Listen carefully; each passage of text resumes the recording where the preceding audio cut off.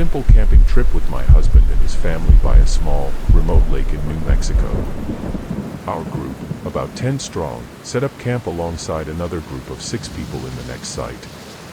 Night fell, and the usual camping rituals began, making s'mores, sharing stories, and enjoying a few drinks under the vast desert sky. Little did we know, the simplicity of our night would soon be shattered by something we couldn't quite explain. As the darkness settled in, a collective pause in our conversations was interrupted by an unexpected sound, an unmistakable little girl's voice calling out for help. We exchanged puzzled glances, realizing none of us had brought children along. Yet, the urgency in the cries compelled us to act together, and we decided to search the source of the distress. Behind our campsite stretched a field, its openness a stark contrast to the confined spaces of our tents and the surrounding desert. Illuminated by the pale glow of the moon, we saw it, a tall, pure white figure, standing about 100 feet away in the field, emitting the unsettling cries. It looked to be around 6 feet tall, unnaturally skinny, and as white as anything could be. The simplicity of our camping trip transformed into a shared moment of confusion and unease. A quiet agreement settled over the group as we cautiously moved toward the figure, attempting to discern the nature of this mysterious presence. The night air seemed to thicken with tension as we closed the distance. However, as we approached, the figure began to retreat, stepping backward into the shadows of the trees until it vanished from our sight. With a lingering sense of unease, we returned to our campsites, the memory of the white figure etched in our minds. But the night wasn't done with us. The little girl's cries persisted, a haunting soundtrack that accompanied our attempts to sleep. The simplicity of a night under the stars had morphed into an unsettling experience that lingered in the darkness. Restlessness permeated our camp as we lay in our sleeping bags, the echoes of the cries casting a shadow over the once inviting landscape. The desert wind, usually a gentle whisper, now carried an eerie undertone as it rustled through the shrubs and trees. The simplicity of a camping trip had unraveled, replaced by an atmosphere of inexplicable disquiet. As the night wore on, the little girl's pleas continued, seemingly unaffected by the passing hours. Sleep remained elusive, and the simplicity of the camping experience had given way to a shared sense of vulnerability. The boundary between reality and the unexplained blurred, leaving us with more questions than answers. Dawn eventually broke, casting a feeble light upon the desolate landscape. The night's mysteries retreated with the arrival of daylight, but the memory of the pure white figure and the haunting cries lingered, casting a surreal quality over the dawn. Morning brought a hushed conversation among the campers from both groups, an attempt to make sense of the inexplicable events that had transpired. The simplicity of a camping trip had been replaced by an unspoken understanding that not everything in the desert night could be easily explained. As we packed up our tents and prepared to leave the remote lake in New Mexico, the atmosphere held a residue of the mysterious encounter. The simplicity of the desert landscape now bore witness to a tale that defied logic and explanation. The little girl's cries became a part of the desert's history, whispered through the winds that swept across the vast expanse, a reminder that even in the simplicity of nature, mysteries can unfold in ways beyond our understanding.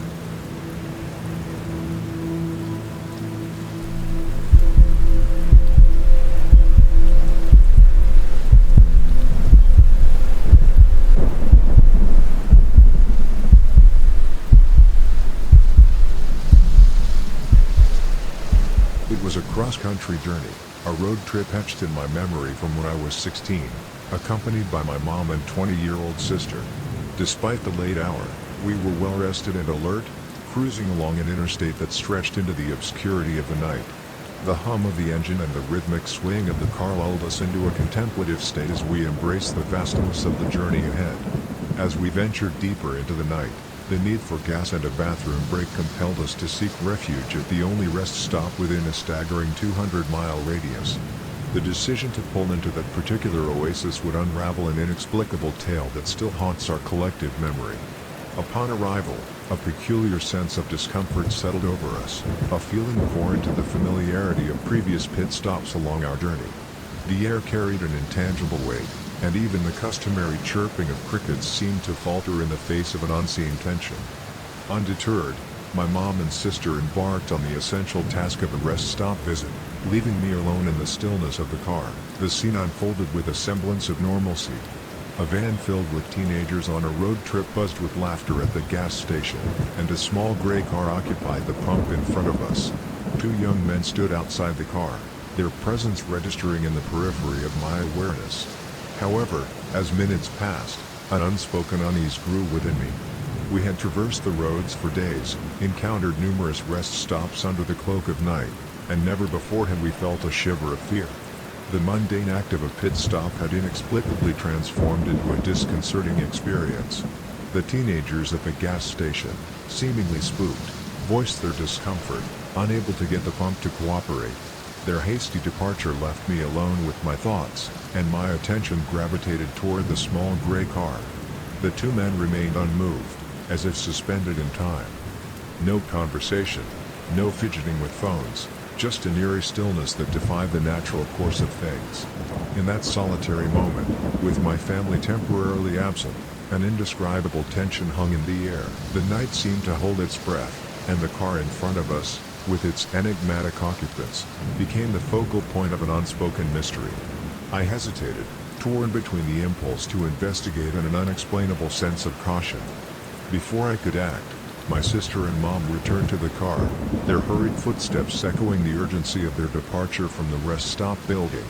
As they settled into their seats, the two men outside the gray car executed a deliberate movement, slowly turning to fix their gaze on us. It wasn't a mere shift of the eyes, their entire bodies remained motionless, the rest of their forms locked in an eerie stasis. And then, we saw it, their eyes, voids of impenetrable darkness. No reflection, no hint of life, just an emptiness that sent a chill down our spines. It wasn't a mere absence of light, it was as if the very essence of their gaze had been extinguished. In that moment of shared horror, a unanimous decision fueled by instinct overtook us. Without uttering a word, I pressed down on the accelerator, propelling us away from the peculiar tableau that had unfolded at the enigmatic rest stop. The road stretched out before us, a ribbon of asphalt guiding us away from the unsettling encounter. We didn't stop until the twinkling lights of the next cityscape offered a refuge from the palpable unease that lingered in the air. The relief of distance did little to dispel the lingering disquiet that had settled within us. It was an experience that defied explanation, an encounter with the inexplicable that would forever be etched in our collective memory. As the first rays of dawn began to dispel the shadows, a disconcerting realization settled upon us. The rest stop, the epicenter of our nightmarish encounter, eluded our attempts at geographical validation. Despite our certainty regarding the spot on the interstate where it should be, our efforts to locate it on Google Maps or any paper map proved futile. Even more perplexing was our attempt to seek validation from the locals. Inquiries about the mysterious gas station on that particular stretch of road were met with puzzled looks and shrugged shoulders. It was as if the rest stop, with its haunting secrets, had slipped through the fabric of reality, leaving no trace behind. Since that fateful night, we've traversed the same interstate, scrutinizing each mile for any sign of the vanished rest stop. Yet, it remains elusive, a spectral memory that resurfaces in the recesses of our minds whenever the open road beckons. The inexplicable darkness that resided in the eyes of those two men, the stillness that defied the natural order, and the elusive rest stop have become enigmatic chapters in our family lore, a testament to the mysteries that lurk in the unexplored corners of the night.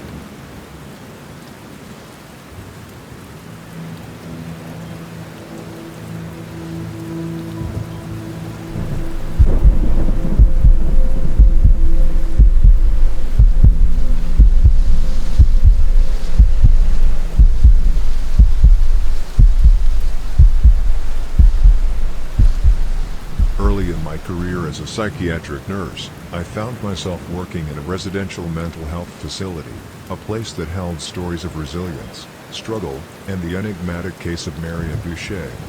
Marion was an elective mute, a man who, for reasons unknown, had chosen not to, or perhaps couldn't, speak. His history was as intriguing as his silence, and it left an indelible mark on my early experiences in the field. Marion stood close to 7 feet tall, a towering figure with a past rooted in the Deep South. He had once led what seemed to be a normal life, having spoken earlier in his years. Raised in the embrace of the military at 19, Marion's life took an unexpected turn one night. He vanished. Declared AWOL and later presumed dead, his mysterious disappearance became a haunting chapter in the annals of military history. A decade later, the unimaginable occurred. A 7-foot-tall man walked into a VA hospital emergency room in the heart of the Midwest. In a voice that hadn't been heard in 10 years, he declared, "My name is Marion Duchesne, and I've been dead for 10 years." And with those words, his voice fell silent once more. Covered in a layer of dust, clad in the same clothes he had worn on the night he vanished, Marion presented a surreal enigma. His social security number had remained untouched, and he carried no identification. The fingerprints, however, served as a key to unlocking the mystery of his reappearance. Despite the tangible proof of his identity, Marion's return was met with skepticism from his own family. Having grieved and accepted his loss, they vehemently denied that the man claiming to be Marion could be their lost loved one. With a resolute demand not to be contacted again, the family distanced themselves from the enigmatic figure who had emerged from the shadows of the past. As a psychiatric nurse at the facility, my interactions with Marion painted a perplexing picture. His days were spent in constant pacing, a repetitive motion that seemed to serve as a silent dialogue with unseen forces. His mouth moved as if forming words or muttering, yet no sound escaped, an eerie habit of throwing his head back, mimicking laughter without a single audible breath, added to the enigma that surrounded him. Medications, both tried and tested, yielded no discernible effect on Marion. Occupational therapy proved futile, as he would merely grin and resume his ceaseless pacing unless explicitly instructed otherwise. Conversations, one-sided as they were, revealed a man who appeared to listen, punctuated by the unsettling mimicry of laughter that emanated in silence. On my last day at that job, the image of Marion pacing in the parking lot, head thrown back in silent mirth, lingered in my memory. In the aftermath, as I reflected on the years spent with Marion, an unsettling question gnawed my consciousness: had I been dealing with the ghost all along? The mystery of Marion Duchesne, the man who claimed to have been dead for a decade, remains unsolved in my mind. All these years later, I still grapple with the uncertainty of his existence. Was he a specter from the past, a silent wanderer caught between realms, or a man inexplicably returned from the clutches of an inexplicable void? In the realm of mental health and the human psyche, Marion's story stands as a testament to the enduring mysteries that can elude even the most seasoned of observers.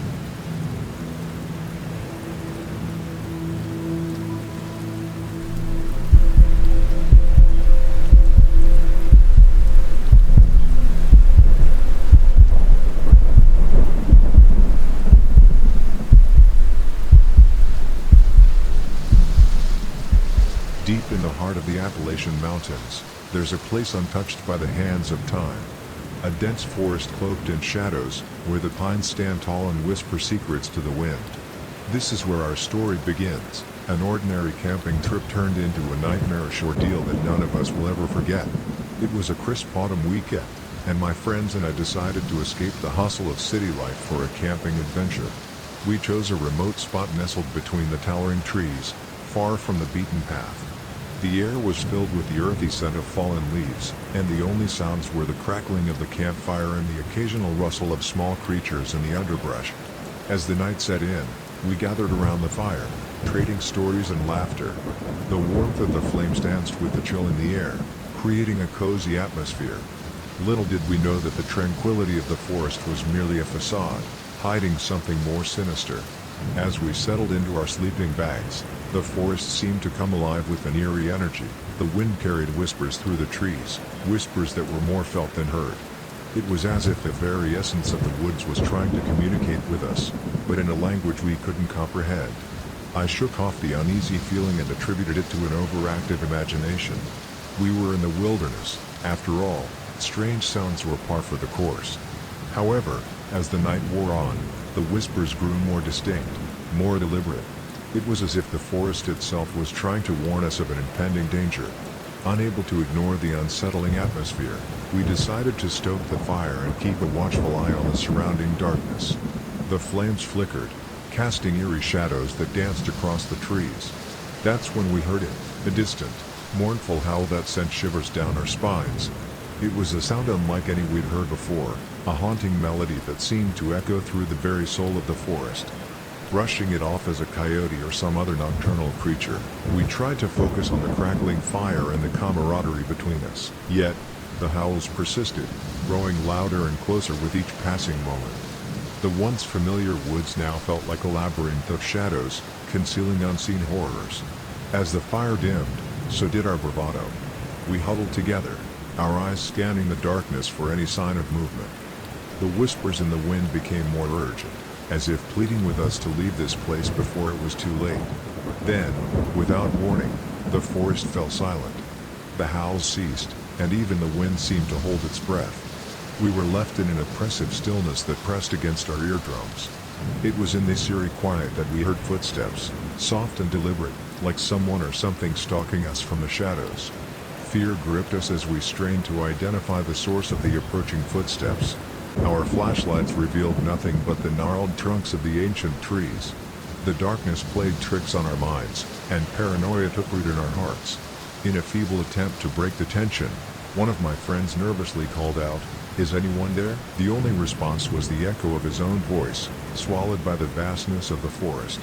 The oppressive silence returned, and it was then that we realized we were not alone. From the depths of the trees emerged shadowy figures, their forms barely discernible in the dim moonlight. Panic set in as we scrambled to our feet, our flashlights trembling in our hands. The figures moved with an otherworldly grace, closing in on us with an unsettling determination. In our frantic attempt to escape, we stumbled over roots and tripped on the uneven forest floor. The once familiar surroundings became a labyrinth of confusion, and the pines, which had whispered so softly before, now seemed to mock us with their secrets. As we ran, the forest seemed to warp and twist around us. The trees morphed into grotesque shapes, their branches reaching out like skeletal fingers. The shadows that clung to the underbrush took on a life of their own, slithering and writhing in the darkness. The air grew thick with an otherworldly presence, and our breaths came out in ragged gasps. It was as if the very fabric of reality was unraveling, and we were caught in the midst of a nightmare that defied explanation.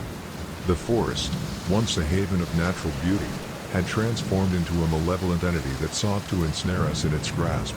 We stumbled upon a clearing, a small sanctuary bathed in the weak glow of the moon. Desperation fueled our flight as we collapsed in the center of the clearing, our chests heaving with exertion.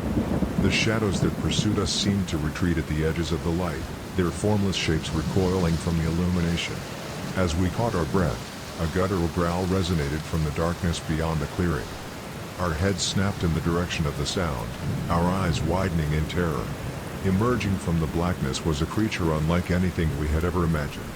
It stood on four legs, its fur matted and tangled, as if it hadn't seen daylight in centuries. Its eyes gleamed with an unnatural luminescence, reflecting the fear that gripped our hearts. The creature's snarl revealed rows of sharp, yellowed teeth, and its posture exuded a predatory menace that froze us in place. The whispers in the wind returned, louder and more urgent than ever. It was as if the very air was pleading with us to escape the clutches of this abominable presence. With a primal instinct, we gathered our strength and fled once more, the creature's growls echoing behind us. The forest, once a source of solace, now seemed to conspire against us. The trees closed in, their branches forming a tangled maze that twisted and turned with malicious intent. The whispers became frenzied, a cacophony of voices that urged us to run faster, to escape the encroaching darkness. We stumbled and fell, our bodies battered and bruised from the unforgiving terrain. The creature's presence loomed ever closer, its growls reverberating through the very core of our beings. It was a relentless pursuit, an unyielding force that seemed determined to drag us into the abyss. Just when we thought our strength would give out, we burst into a small clearing bathed in the soft glow of dawn. The creature, unable to withstand the light of day, retreated into the shadows with a final, guttural roar. The whispers in the wind faded, replaced by the gentle rustling of leaves in the morning breeze. We collapsed to the ground, our bodies drained of energy and our minds reeling from the nightmarish ordeal. The forest, once a place of wonder, now harbored secrets that we could never fully comprehend. The pines, with their silent whispers, seemed to mourn the intrusion of our world into theirs. As we gathered our strength and stumbled back to civilization, we couldn't shake the feeling that the forest was watching us. The shadows, the whispers, the creature, all were etched into our minds, leaving an indelible mark on our souls. To this day, we carry the weight of that night with us, a reminder that not everything in the wilderness is as it seems. The Appalachian Forest, with its ancient pines and hidden secrets, taught us a lesson that transcends the boundaries of the natural world. It showed us that, sometimes, the line between reality and the unknown is thinner than we dare to imagine. And so, the whispering pines continue their ageless dialogue with the wind, sharing the tales of those who dared to enter their domain. The echoes of that fateful night linger in the air, a haunting reminder that some mysteries are best left undisturbed, hidden in the heart of the ancient forest where the pines whisper their secrets to the wind.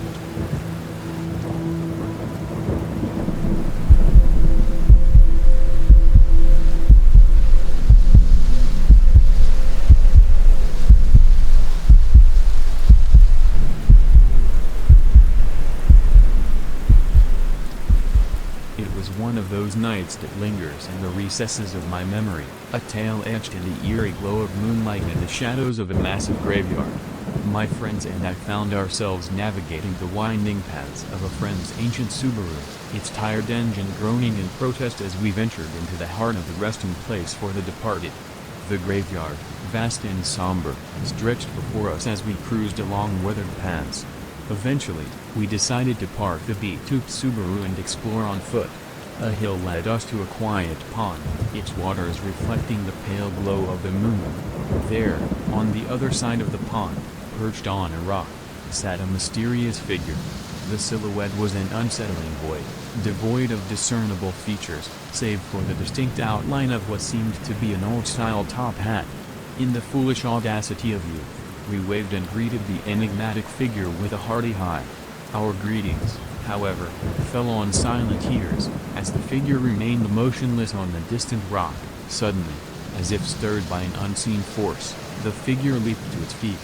A spectral sprint across the water ensued, and then, without warning, it vanished into the depths, swallowed by the pond halfway across. Shocked and terrified, my friends and I screamed, instinctively retracing our steps back to the safety of the Subaru.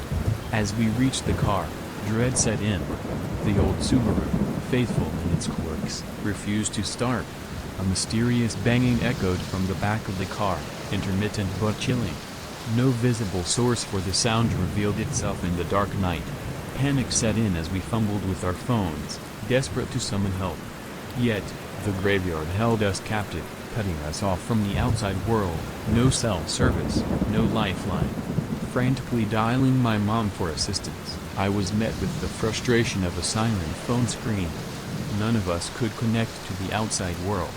The next half hour unfolded in a strange dance of fear and determination as we grappled with the car, a heavy pressure seeming to envelop us in the oppressive stillness of the graveyard. Miraculously, the Subaru roared to life, its engine a reluctant participant in our desperate escape.